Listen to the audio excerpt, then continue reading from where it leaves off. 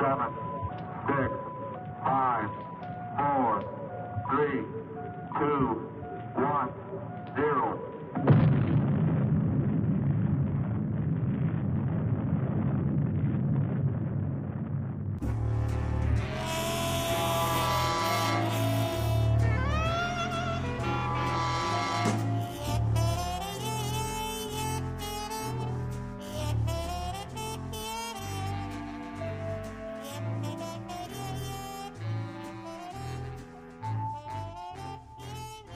Welcome to Rocket Pants, Episode 3. I'm your host, Alex, and with me this week are Chris and John, as per usual. We're back to our Mode A, which means we have no guest. Chris and John, would you like to introduce yourselves? Of course. My name is Jonathan Halley. I'm like a co-host here, I guess.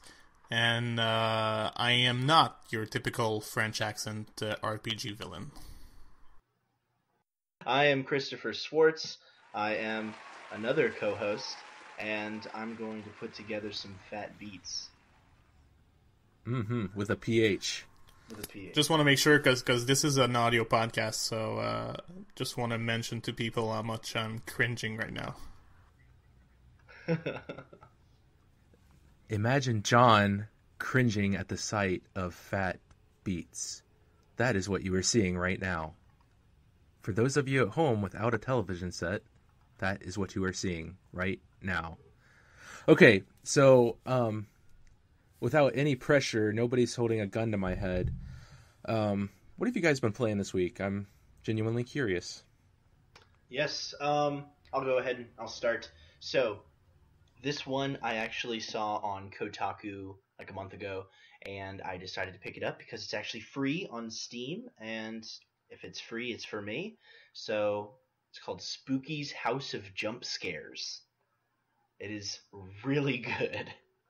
It is on PC, and it is free, and there are 1,000 rooms, or like little levels. They're not levels, they're like rooms. So you go through just room after room after room, and things jump out at you, and they scare you, and it hooks you because it's really silly and cartoony. So have either of you ever seen Adventure Time? No. Yep. No? Well, it's definitely got this very unique art style to it. And the first, 100 rooms that you go through, and each of them takes like a second. It's not like it takes a long time or anything. But each one that you go through, there's nothing in some of them, and then other rooms have like little cardboard cutout spiders that jump out at you, and it's just completely cheesy. But the fact that it's jumping out at you, of course, kind of makes you jump. But then as you continue to progress through the game, it turns from like a silly thing to this actual genuinely creepy vibe where there's like pictures of bodies and nooses, and it's kind of scary. So Spooky's House of Jumpscares. I'm looking at pictures PC. right now, and it looks adorable. It starts out adorable, but then it turns sinister. Yeah, I see the Masked Salesman from Majora's Mask. Yeah, go get it. It's free. It's on Steam, and it's only like a handful of megabytes. Do you have to do anything? You just walk through different rooms and try to get to the end.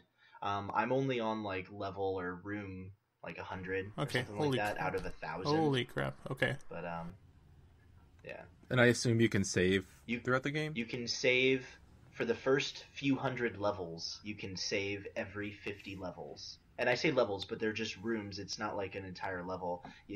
Right. You might walk from one room immediately to another, and nothing happens, and that counts towards the number of rooms you go through. But I think for the first few hundred, you can save, and then after that, you actually there's actually like things that can get you, and you die, and you have to respawn and stuff. Huh. So it's Spooky's room of Jumpscare, right? Spooky's House of Jumpscares. As seen on Kotaku. It was on Kotaku. For those of you who can't see, John is now typing in the show notes. That's great. Don't give away our secrets. Because, I mean... Forget what you just heard. But keep in mind that Hunter said that our show notes are professional. The rest isn't. But show notes, gotta keep it professional. Yep. No one will take that No from one. us. Yep. So, All right. What about you, John? What have you been playing? I went to the gaming expo in Montreal, and actually it wasn't really gaming expo. It was Game On or Game Over. I need to remember it. It's Game On Expo, sorry. And it was at the Center of Science, that we call it. So it was supposed to be more about like history and the science behind video games. But in the end, it was pretty much like a room full of TVs in some kind of homemade cabinets with tons of game on there. So I played a lot of things over there. I played... I actually tried to play some games like that were... You know, I guess I never played because I didn't have them. So like I played the original Amiga version of the Lemmings game. And it's really, there's a lot of pressure when you play Lemmings and like 3 kids are staring at you wondering what you're gonna do. And you fail miserably. So Lemmings is a pretty hard game. But yeah, I played that. I played I have an Atari 2600 at home, but I've never really... I plugged it in a couple of times, but it doesn't work well, so I haven't played like some of the classic Atari games. And one of the ones I played is Pitfall. And I didn't play for long, but Pitfall... Because I have this kind of... There's a couple of classic arcade games I don't like legit don't enjoy playing. Q-Bird is one. Dig Dug is one. I thought Pitfall was... Yeah, Alex, stop threatening me. For those of you at home, I just threatened John with my knuckle sandwich. So, I thought Pitfall was going to be the same thing, but it's really fun. Is Pitfall an arcade game, though? Or Nah, just it's kind of style? arcade style, I guess. It's... I mean, arcade for me is like... grabs everything early Atari 2600. So yeah, Pitfall is pretty much. I mean, it's forgiving, I guess, because there is like 2 levels. At the beginning, like there's an underground that you can fall into if anything happens. So I had a lot of fun playing Pitfall. There was a main cabinet. Dustin Faber would be proud. Of course, there were the couple of really, really old consoles to remind us all that Atari, that Pong isn't the first video game. There was the Magnavox Odyssey that we couldn't play because it didn't work. And there was Pong also, but it kind of, they played it on a projector, and you could see one paddle, which made it impossible to play. But in the end, yeah, it was a lot of fun. Apart from the fact that like the exposition was 4 months long, so every controller was broken.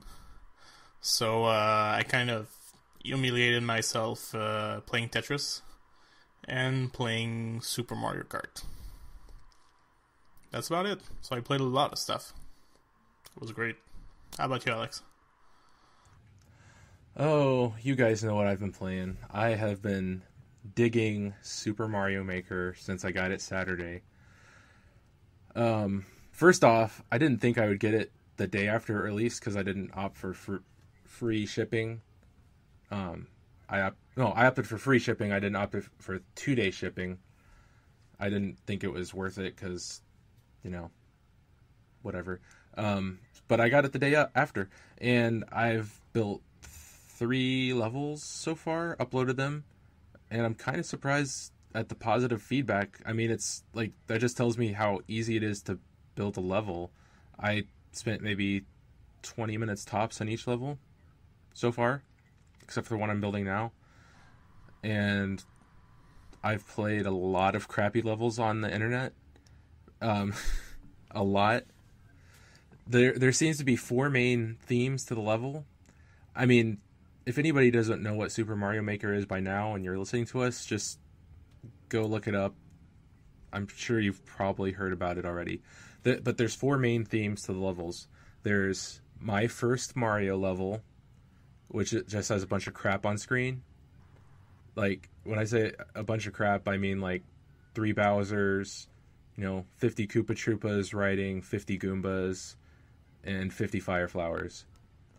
And just not very fun, those kind of levels. There's the, actual Mario challenge levels that you would find in a real Mario game. And actually, I'm going to come back to those. There's inspired by other game levels. I've played a couple of Metroid levels. I played a Mario Kart level. There's a Zelda level out there somewhere.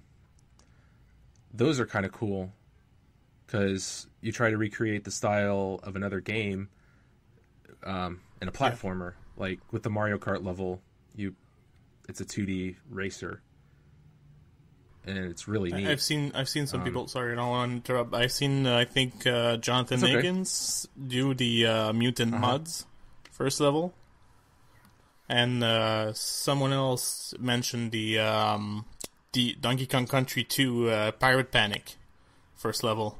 Oh, I haven't seen that one. I've played a recreation of the first level in Donkey Kong Country, but I haven't played DKC 2. And all of the good levels I mention, I'm gonna, even if I don't mention them, I'm gonna try my best to remember and link to them in the show notes because they're worth playing. And I'm gonna link to my own just because I want you to play my levels. But the fourth type of level is don't press anything type of level, and it's my least favorite. I mean, they're really pretty, but you don't do anything. There's no challenge. You just watch Mario go. So, some are better than the others, right? I think. I mean, it's like, I bet it was really fun to make. It's really fun to look at, but there's nothing to play. There's literally nothing to play. But like, when you say autoplay levels, it is the one like you can't move, and everything just goes on above you. Because there are a couple of roller coaster levels. No. Yeah, those are kind of cool. No. They're impressive. I mean, I would probably only do it once and then be like, oh, okay, I'm done. Yeah, they're roller coaster levels like you're talking about. But the thing is, they're cool to look at once. Right. But, I mean, like, the top-rated level right now is one of those kind of levels. But the actual Mario, like, what I called actual Mario levels, those are my favorite because it's like you're finding more levels from Mario World, more levels from Mario 3, or, Mario 1 or Mario U. And for people who know what they're doing right, or what they're doing, it's cool. Like, there's a level that I'm going to hopefully link to in the show notes. Remind me, Chris, if I don't. For those of you at home, he just gave me the thumbs up. 2 thumbs up. Sorry. He has 1 thumb on each hand. What was I saying? Oh, there's a level called Good Luck. And it's the beginning platform, a Yoshi egg, and a little spinny helicopter from Mario U, and a gigantic gap. And then the end. And the way you beat it is you get on you have to get the cap before cap goes away, because it'll float away, and then you're screwed. You can't beat the level without the cap. Get the cap, get on Yoshi, take a flying leap with Yoshi, go as far as you can, jump off Yoshi to get yourself some momentum, and then use the spinner cap and float to the end of the level. And it was really, it was neat. It was a challenge. It took me like 3 or 4 times, but I mean, for me in this game, less is more. Like, I don't need a bunch of Bowsers on screen to have a real challenge and real fun time. I think there was one more thing I was gonna bring up. Well, if I remember, I'll bring it up later. I have 2 Mario Maker levels that I want to talk about, because I saw 2 that were, well, one of them was just kind of depressing, but it was, I don't know, it's interesting to note. You might know what I'm talking about. But the one of them was really cool. It was it's like a shoot 'em up where Mario has the fire flower and is inside of the helicopter thing, and then just flying things are coming at you. I played that and one. You're just shooting them, so it is like a shoot 'em up. It's really cool. What'd you think of that one since you actually played it? I was just watching it on YouTube. I'm glad that you brought that one up because it reminds me of something I wanted to say. While you're playing online, everybody's Miiverse posts show up, which is the social media on Nintendo. So, like, you're flying through and you see this little box pop up and it says, press a button, or don't press a button. And it reminds me of when you're in grade school, and people say, did you know how to beat Bowser? You have to touch the axe. That's how you beat Bowser. That's kind of cool. Type of thing. It's like a throwback to those before, you had, like, the internet, so you have to kind of rely on your friends to get through it. Right. Cool. And people at your school sucked. I mean, the axe, come on, everybody knows that.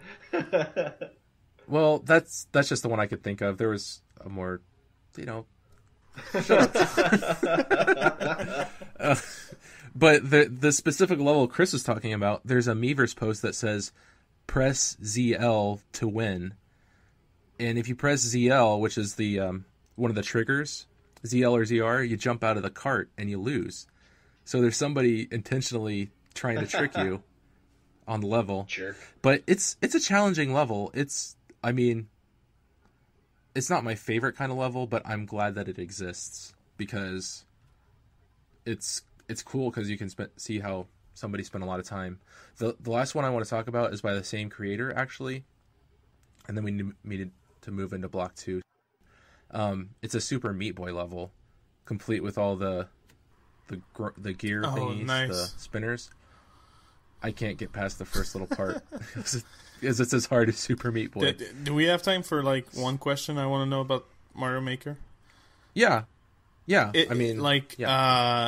saw some people, like, putting 1-ups in their levels. How does that help, actually?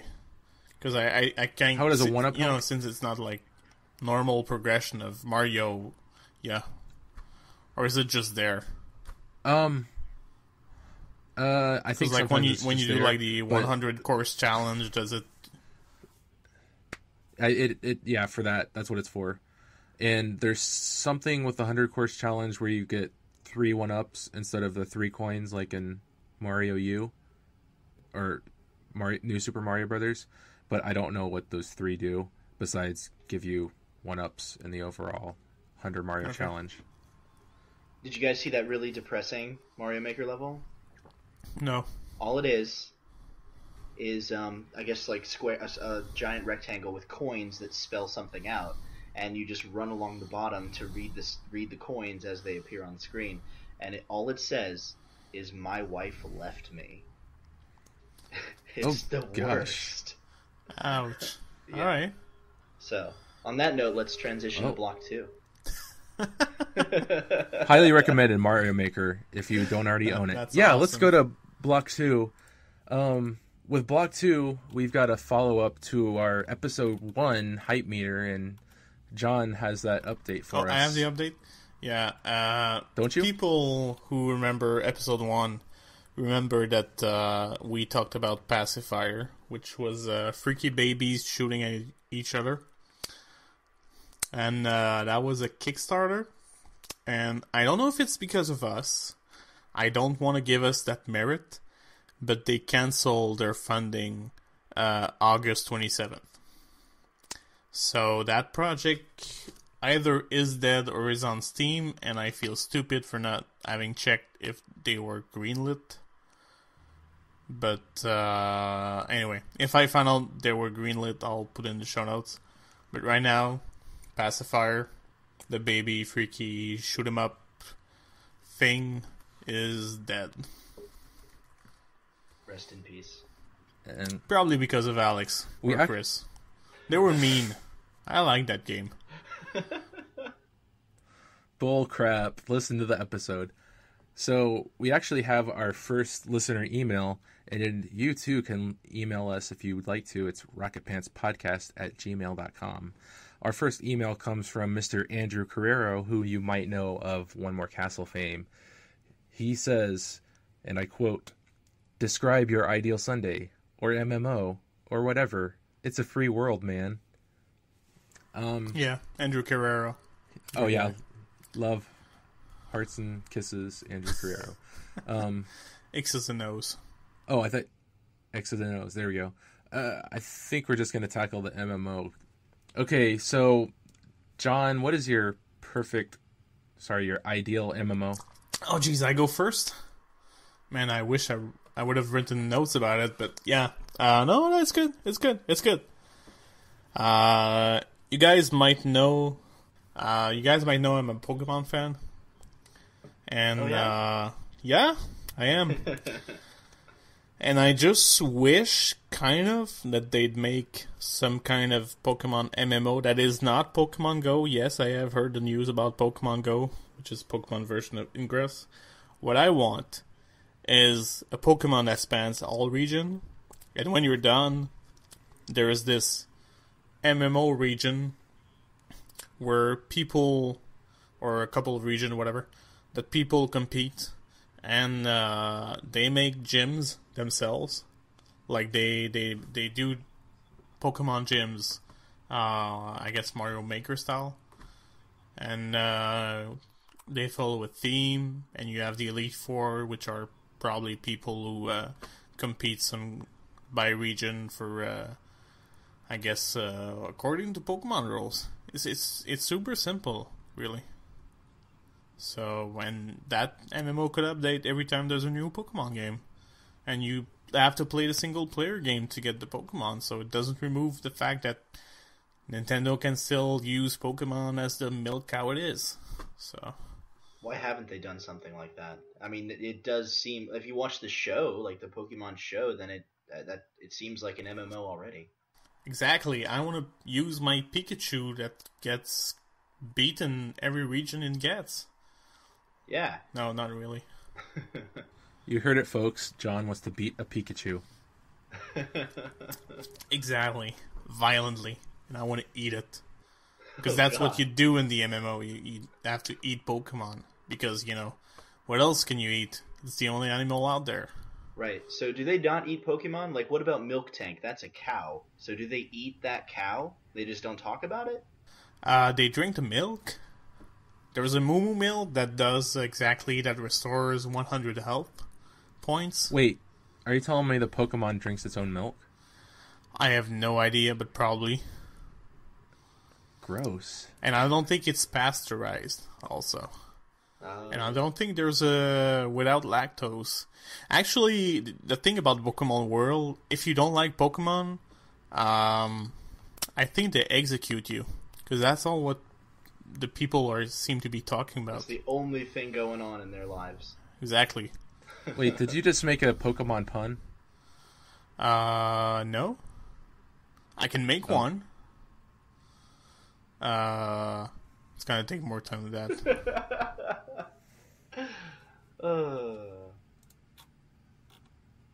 Okay, Chris, what's your There's that ideal awkward MMO? silence. All right. So, mine, I like Netflix, and I binge watch way too much TV on Netflix, and probably my favorite show is House of Cards. Okay, House of Cards is really, really good, and it's all about politics and, a guy coming up and becoming president and stuff like that and doing whatever it takes. So, I'm thinking a political MMO where you don't fight or anything, it's all just speech bubbles and speech skills and things like that. So I was thinking kind of like a Civilization game, but take out all the weapons and armies and stuff and do nothing but the democracy and politics and stuff. So like Mass Effect without all of the other stuff, just the cool like talking and interactions with people, and instead of raiding like in a traditional MMO where you get parties together and you go and fight a big boss. So in this, the big boss would be something like healthcare reform, and you would... I'm so serious, too. This would be so interesting to me. You would get people together, and instead of raiding, you would have committees, and you would figure stuff out. This Great. sounds like the 55-year-old man's MMO. No, I'm telling you, it's going to be so good. This is like your grandpa's MMO. Yep. But that's what I've got. Yeah. There's different factions. Like you could have the Horde and the Alliance, but it'd be like the Republicans and the Democrats, and I know it'd be great. It would work out so well. Of course, it's just an American thing. Jeez. You could do it with Parliament, or you could do it with different governments. Maybe those would be like the expansions. Like you could do it in a dictatorship. Maybe, yeah, that'd be cool. You just plow all your people down. Yeah, it'd be Fun like times. Over in Greece, and I don't know, pay off people and stuff. People plowing simulator. Ooh. Steam Greenlight 2016. Oh man. Okay. What about you, Alex? I don't know how to answer this question. I've got a weird relationship with MMOs. I don't really like MMOs because they always confuse me. I guess my ideal MMO would be one that acts like a game that is offline. If that makes... Like, when you're on, there's always this constant stream of information, and I don't know where to go. Like, the one I'm thinking of is DC Universe Online. It told me to go somewhere. There was a waypoint. I could not for the life of me figure out how to use that waypoint. And every game I've played offline, it's easy to navigate. But the games I've played online like that, I have a really small sampling for the MMOs, so I don't know. It's just they can confuse me. Maybe it's just me. Maybe I don't know. So your perfect massive multiplayer online game would be a massive multiplayer offline game. So like .hack. No, kind of the opposite. Like a single player game online. Okay, so me myself offline. Yeah. That's actually a great title. Me myself offline. Yeah. I don't see. It's so like I MMOs are so far off my radar. I don't even know what I would want in one. You've never played what MMOs have you played? RuneScape.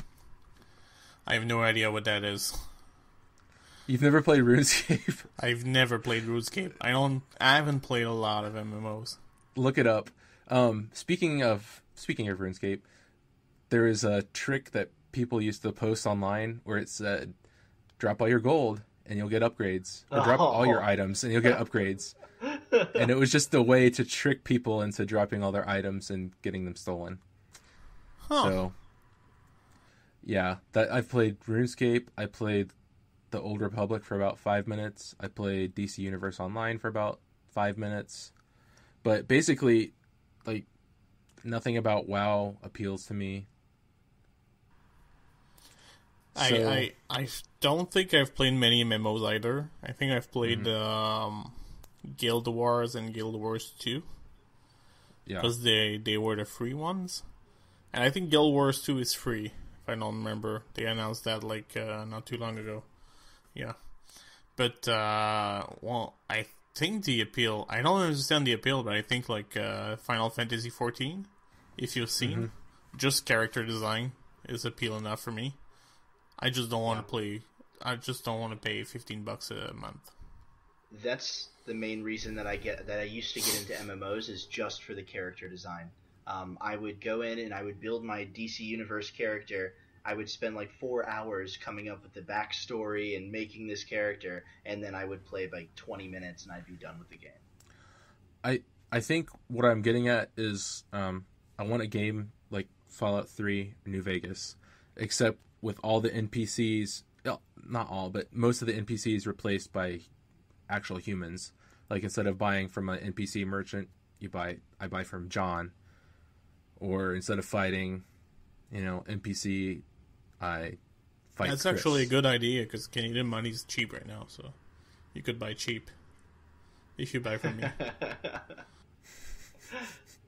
That actually would be really cool, is if there was a way for you to take on the job of an NPC in a game. And that's all you There's did. actually a game, I don't know if you know it, on Steam. It's what is it called? Reciteer, an item shop stale. Like you literally play as an item shopkeeper in an RPG. That's all you do. Like adventurers come into your shop. Yeah, and you hire them to go into dungeons and retrieve items for you that you buy and then sell for a profit. That actually sounds really enjoyable. It looks pretty cool. You should try it, but it's not an MMO. Yeah, I think what just keeps me away from MMOs is the online aspect seems not organic. Right. In a way. Because I like to play by... and I like to play by myself. Right. So it sounds like an MMO would not be good for you. No. Have you played .hack? I mean, because that's a single-player experience that kind of is set in an MMO world. That's kind of fun. I've heard of it. It's big on the PS2. It's really good. I would check out .hack. It's an RPG, like an action RPG, and you kind of go into like a Tron-esque environment. There's like 1 million of those games, aren't there? I mean, like seriously, like 5. The .hack games. There's a lot. Yeah, there's a lot in the series. I think I only played like the first 2, but they were fun. I really liked them back on the PS2. Aren't they crazy expensive now? I think so. Really? I still have those somewhere. Maybe I should look at that. Guys, it's just about time to take a music break. So, we'll be back in a few minutes. Carry on, take me home, carry on. Up above my tiny head, a platform stares at me. Droids above, but I can move. It's so surreal to see. And just like that, they start to move. I shout, but bubbles fire.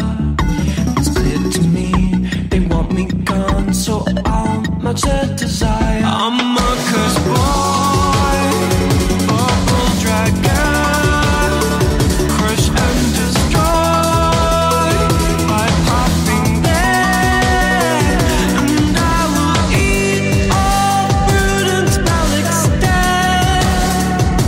Crush those that stole my girlfriend. I'm a cursed boy, bubble dragon.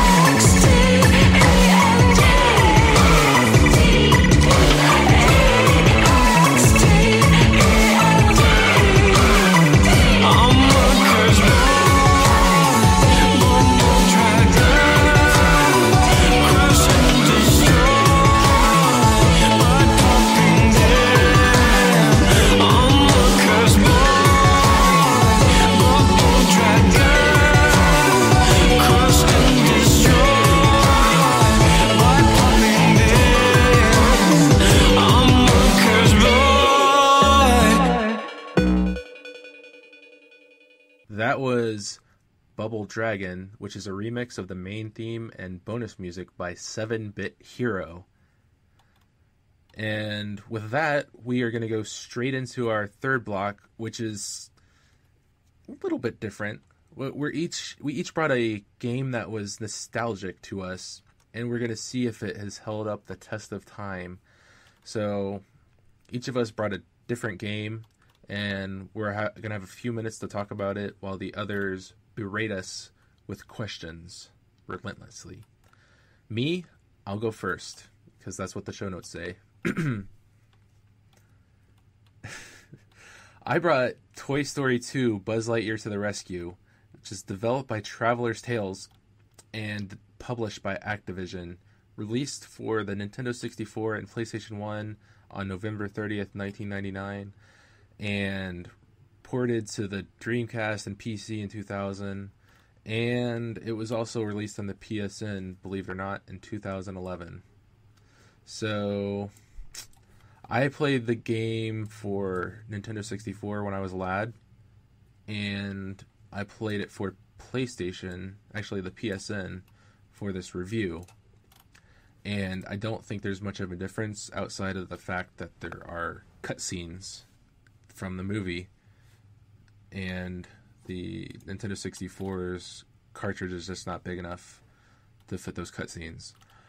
Something I noticed about the cutscene while I'm talking about them is I think they came from an early edit of the movie, because some of the sound effects are missing and the music sounds a little different, and also Rex the dinosaur's voice sounds different, and I can tell because the voice actor who plays him, Wallace Shawn, has a very distinct voice, and if you've ever heard Wallace Shawn speak, you know what I'm talking about. So I've got some things to talk about, but you guys feel free to jump in whatever you want to and ask me questions. Let me know about Toy Story 2, because I don't remember which one that is for some reason. The movie or the movie? It's in the movie. Woody gets captured by a toy collector, and Buzz and friends. Yeah, the Chicken Man. Yep. And Buzz and friends have to go and save him. Okay. So that's the same plot. The same plot as the game, because it follows the movie. Okay. Pretty much. Cool. So in the game, it's a 3D platformer, and it's divided up into. It's divided up into levels. Each level you get 5 Pizza Planet tokens. And I don't know what advances you to the next level. I think it's just 1 token, so you don't have to get all tokens in each level to advance. But it's not like Super Mario 64, where you just jump in a painting and then there's an overworld. There's only like a menu and you choose a level. Who do you play as? You play as Buzz Lightyear. That's a good question. You play as Buzz Lightyear, and do you have a functional laser? Yes. Okay. You can actually upgrade the laser. You have to find the upgrade. And in the first level, I'll admit I really only played the first level because it's really repetitive, the whole game. You do the same thing. There's 5 ways to get the tokens. You collect 50 coins for ham, find Bo Peep's sheep, win a race, the question mark one, which changes up. I think this is the only variable in each level, and then there's a boss fight. And every level is the same 5 type of tokens. But I found the hidden laser in the first level, and it made the boss fight easier. So there's a little bit of strategy there. But who's the boss? Is the boss Zurg? The boss is nobody. He's just some robot. Never seen him before. Some toy robot. Yeah, they took some artistic license with just inserting generic enemies. Like, they're just generic robots. Yeah. That's who you're fighting. So the cool thing is your actual toy, actual in quotes, toy size, and so everything's down to scale. Like, if you get stuck in the crib, you have to find out how to get out, because you can't just jump out, and you're not as big as the couch type of thing. The first level is Andy's house, so you're just exploring his house. It's a really generic game. What role do the army men play? They are in the second level. You have to rescue them. Okay. Oh, so it looks like the SNES game then, I think. No, this is a 3D platformer. Okay, so it's not a 2D platformer. Big difference. No. Yeah. Do you get to race the race car? Oh, yeah. You don't get to race. That's the best part of the Genesis Toy Story game. No, it's actually the worst part. It's the best. No, come on, Chris. It's the worst part. You can never do that. It's super hard for no so reason. Hard, but it's so fun. All right, sorry, Alex. 3D Toy Story. You don't get to race as the car. You get to race against him. Okay. And so Buzz Lightyear is running on foot, and the car is the car. That's not fair. That's a car. Yeah. Well, but there's an oil slick, so you don't have to. He slips in the oil slick, but when you beat him, he just spins around in perpetuity, like he just spins around like he's really mad at himself. So the meat of the game is finding the tokens and platforming in 3D with a bad camera. The R and L buttons change the camera, even though there's a second stick on the controller. And it gets really annoying. And yeah, but there wasn't a second stick on the N64. Oh, I guess you had to make it. Yeah, that's true. I never thought of that. But it's still really annoying because, my instinct is to use the second stick. Yeah. Right. But there's an auto camera in the boss part, and it just keeps... Like, if you walk around in a circle, it keeps moving around Buzz, and it kind of made me sick, feeling a little bit. Just because, nice. Like, I don't know how else to describe it. It's just, like, it keeps following Buzz. It's, like, keeps correcting itself. Toy Story 2, it makes Alex sick. So, what did you love? Because it's a nostalgia review. Like, what did you love that game as a kid? I think what I liked more was the events surrounding it. I think that I liked 1999 as a year. Okay. And that was just a part of the year that I remember fondly. So you like Toy Story 2, so that's why you like I love this the game. movie. Love the movie. The game. Yeah. I'd say try it, despite its flaws, despite the bad camera, despite the annoying quote unquote friends you have. Like, there's other characters from the movie, and if you're within 5 feet of them, they talk to you, and if you go talk to them, they'll tell you whatever the crap they want to say, and then they'll keep saying stuff. Like, they'll say Buzz's name for like forever, like until you go away, like until you walk away. Nice. And if you try to jump, like, the jump button is the same as the talk button. So if you try to jump over him, like, there's a part where you have to jump over Ham to get to a coin.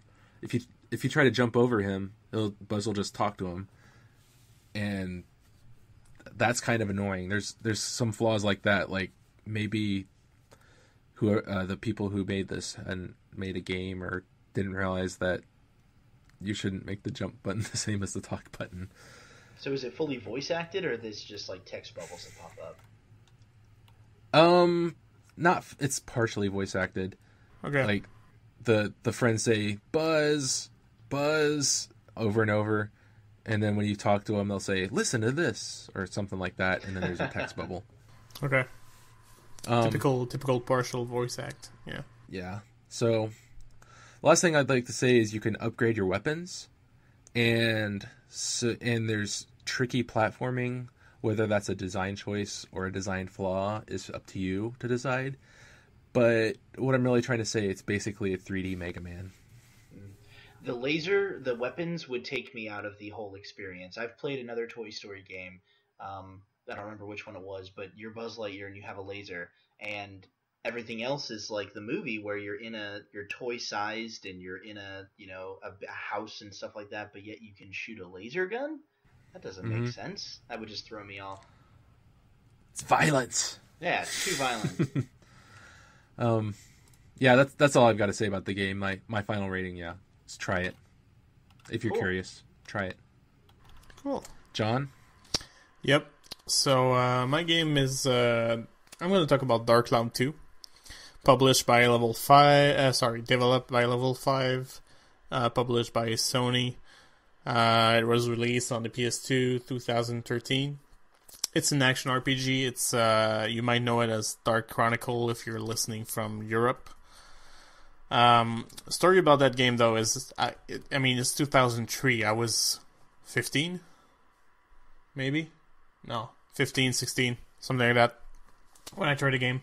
So it's not too long ago. I tried it again not too long ago, but I've played the game twice, and sometime before this podcast, I think a couple of months ago, people on the on Twitter were sharing their 4 favorite games, and I was thinking about that game, and I hadn't played in a long time, and I still put it in my 4 favorite games.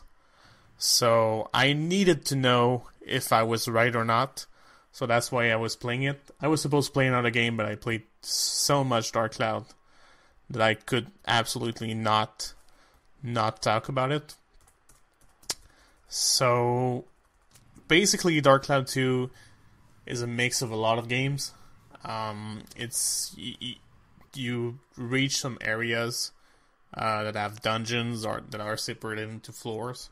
Each floor is randomly generated, so you have random group of enemies, a random group of a random map, a random group of chests. Some of them are mimics, some of them aren't.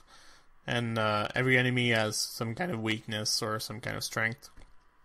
You control 2 characters that they have different properties.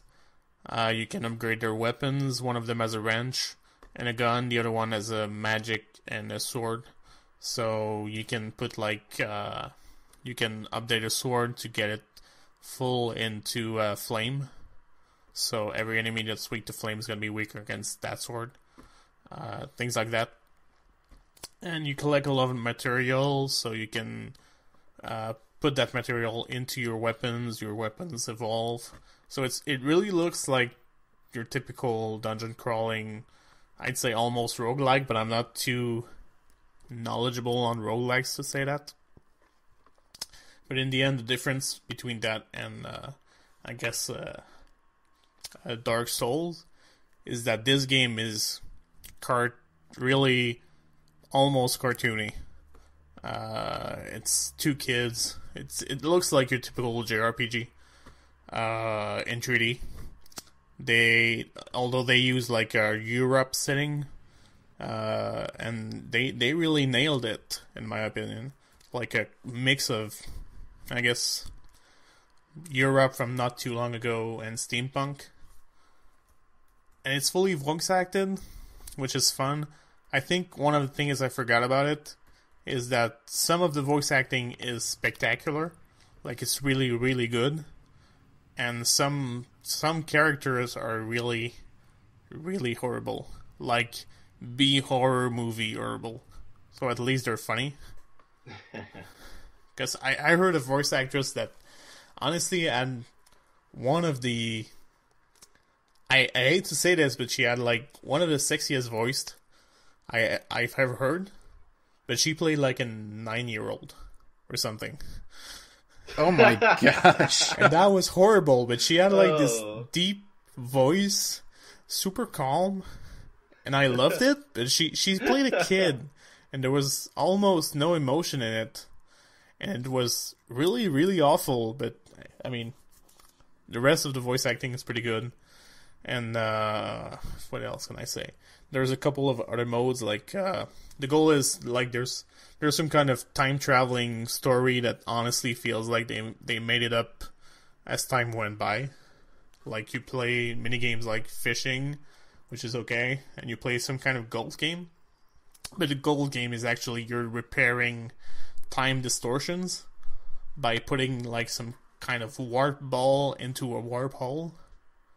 But it's basically like, we want to make a golf game, play the golf game and shut up. But they build this kind of story around it that doesn't make any sense. So since you're time traveling, like some guy in the past destroy the future 100 years from the point you're in. And the way you rebuild the future is by building towns. So you collect materials for your weapons, but you also collect materials to build a town that's gonna grow up to be the thing you need in the future to defeat the guy. So that's kind of cool, also. Yeah. Dark Cloud 2 was great. I loved it on the PS2. The graphics are really good too because they kind of did that cell shaded thing where it made it it kind of did look like a cartoon, and that just kind of made it feel like it was I don't know, that kind of cell shading just makes things feel like it's like looks better than it actually. And it doesn't look serious. And that's the thing, like the story doesn't make any sense. But it feels like I mean the first person that threatens you and wants to kill you is a clown. So it loses all credibility. So it sets things up that, I mean, it's kind of it's not the best example I can give, but Final Fantasy IX, when you start with a crappy and phony and gaudy theater scene, so everything afterward that happens that's completely ridiculous is going to be okay, and they can still insert serious things in there because you're not taking the game seriously, except when it needs to. Right.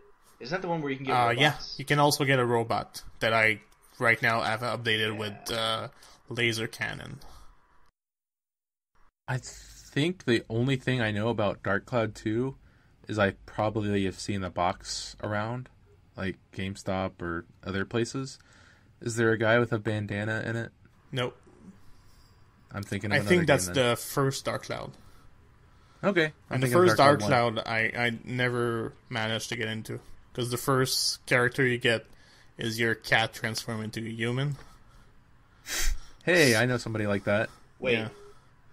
You wouldn't like that? Your cat transforming? And that's it's kind of too much. Is it? If somebody were transforming into a cat, it would be okay, but it's that your cat transforms. Yeah, it's like Jack and Dexter, but like reversed. So it doesn't make sense to me. So, all that to say, that's all I know about Dark Cloud 1 or 2. It's that box cover. So honestly, it's probably the as far as action RPG goes, the way you can. It's super easy, like to dodge attacks with a backflip. It might be missing some kind of sidestep. Switching characters is super easy. The UI is great. Just the style and the feeling of the game is great. I'd say my rating would be dive in, and it's right now I'm not ready.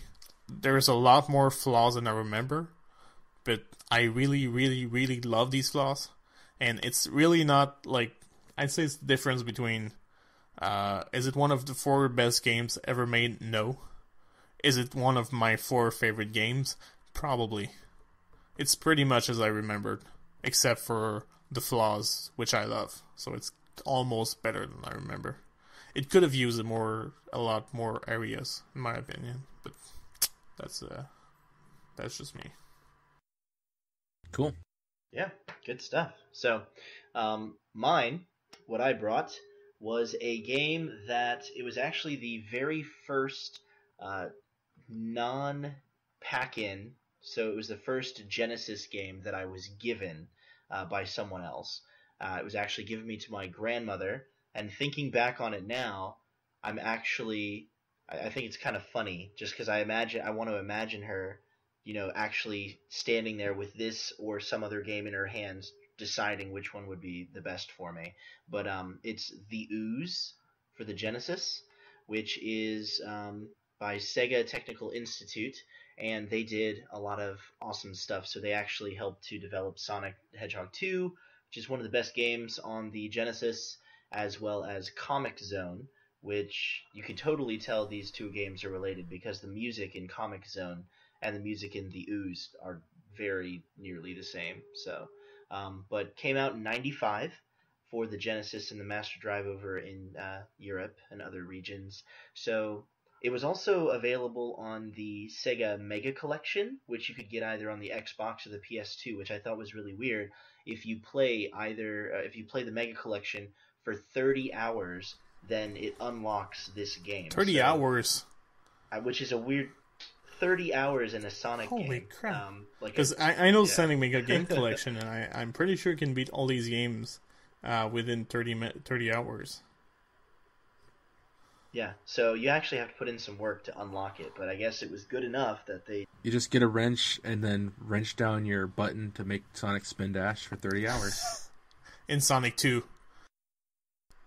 In Sonic 2. That'll work.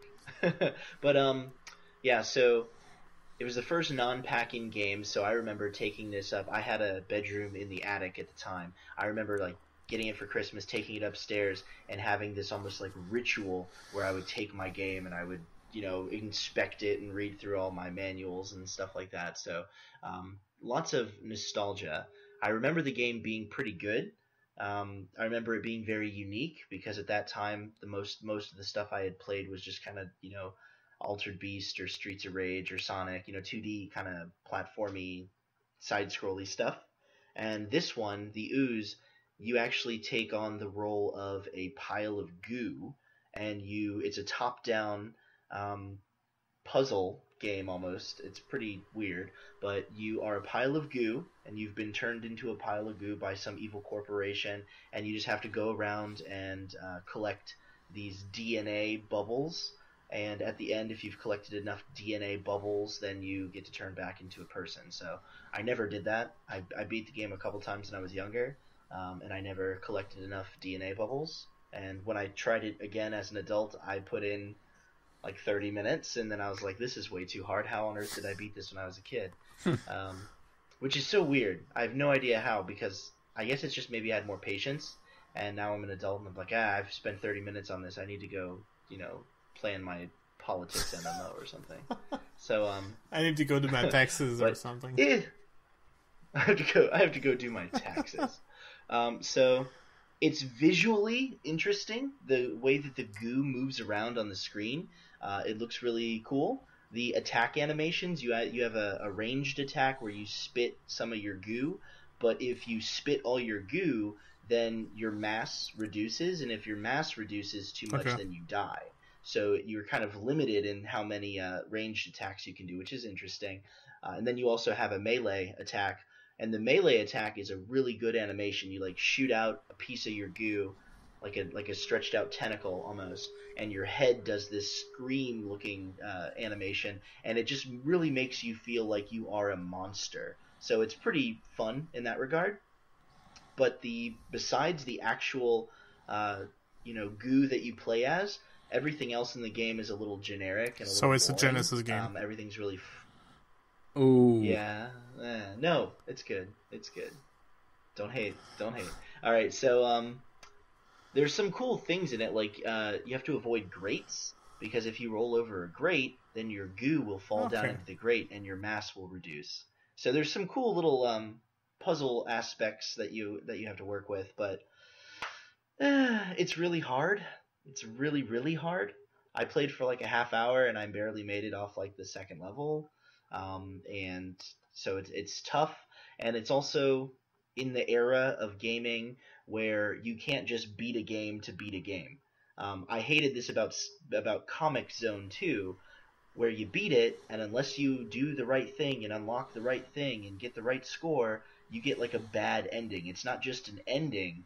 They actually say, you didn't do as good of a job as you could have, try again.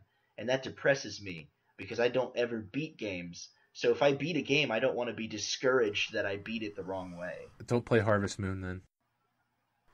Don't play Chrono Trigger? Crash Bandicoot. Crash Bandicoot, when you complete the level and you don't collect all, and when you don't break all the boxes, the rest of the boxes that you didn't break fall in your head. And the only thing you see is like, yeah, I remember that. You missed 73 boxes. And you see them falling down one by one, and you see how much you failed miserably because you didn't have access to like something you could only get later.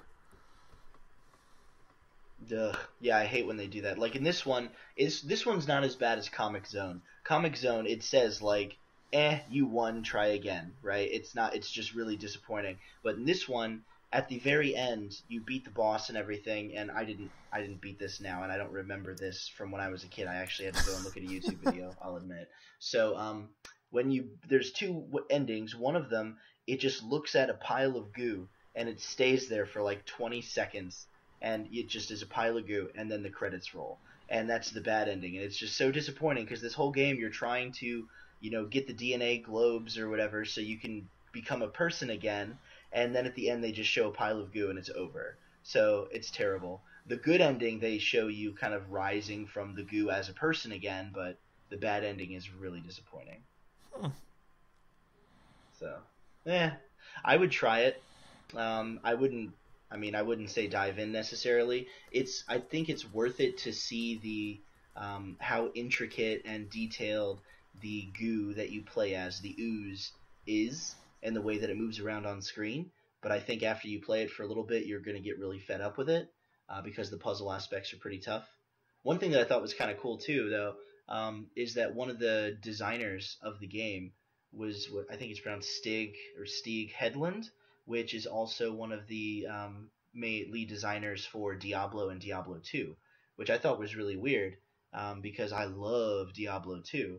And so it's kind of cool to see this game that I played as a kid, and then, when I got older and was playing Diablo 2, it's designed by the same guy. So, with that, we're going to have to wrap things up, folks.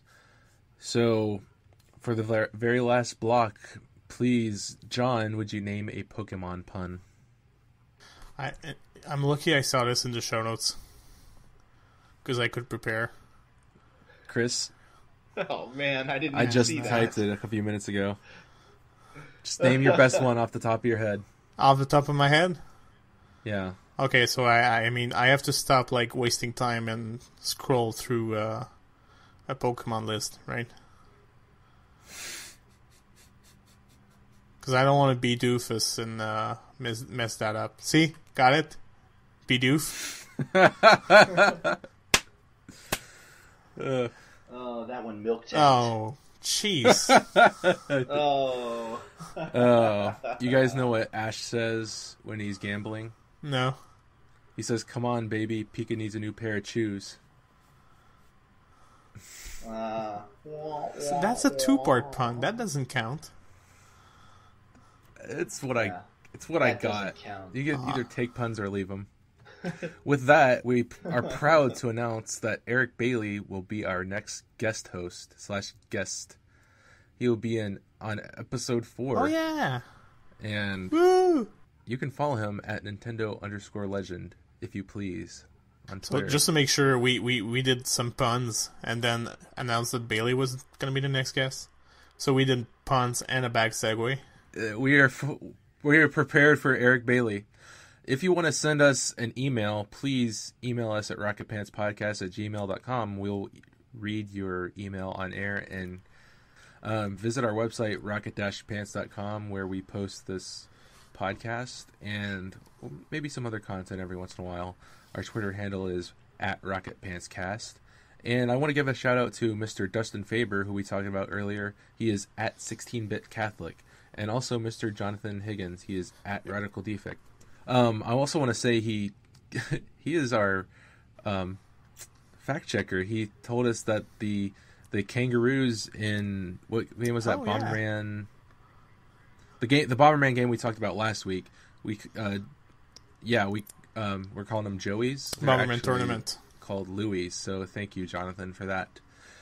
And with that, this is Team Rocket Pants blasting off. Since the splitting of the atom only a few decades ago, and through his God-given genius of science, man, at last, has succeeded in penetrating further and further into the unknown vastness of space.